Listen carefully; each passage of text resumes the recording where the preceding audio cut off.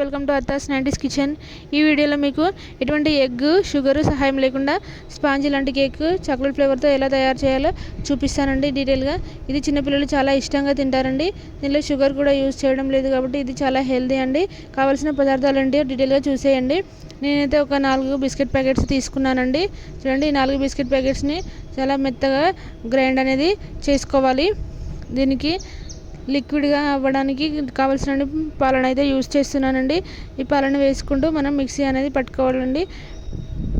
చూడండి, ఇది బాగా మిక్స్ అయిపోతుంది. దీంట్లో ఒక ఈనో ప్యాకెట్ అనేది నేను యాడ్ చేస్తున్నానండి. ఎందుకంటే కేక్ అనేది మనం ఎగ్ యూజ్ చేయడం లేదు కాబట్టి ఈ ఈనోతో కేక్ అనేది చాలా స్పాంజీ లాగా వస్తుందండి.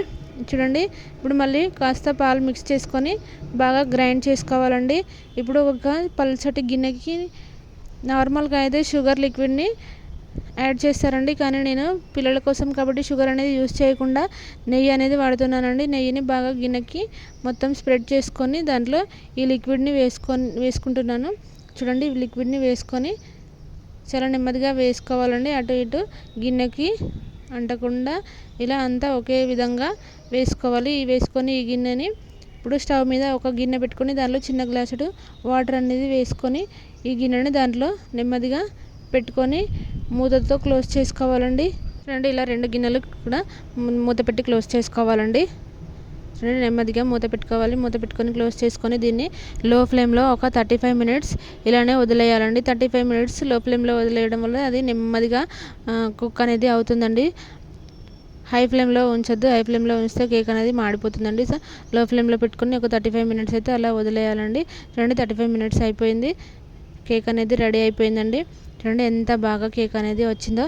చాలా స్పాంజీ లాగా బన్ అనేది ఎలా పొంగుతుందో అలా పొంగిందండి.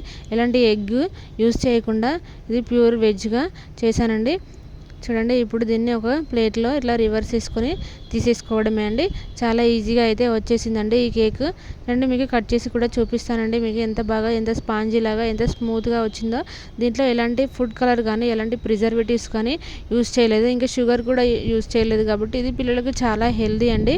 సో మీరు కూడా తప్పకుండా ట్రై చేయండి. బయట ఇలాంటి కెమికల్స్ కలిపిన ఫుడ్ తినడం కన్నా ఇంట్లో ఈజీగా ఇలా ప్రిపేర్ చేసుకోవడం బెటర్ అండి.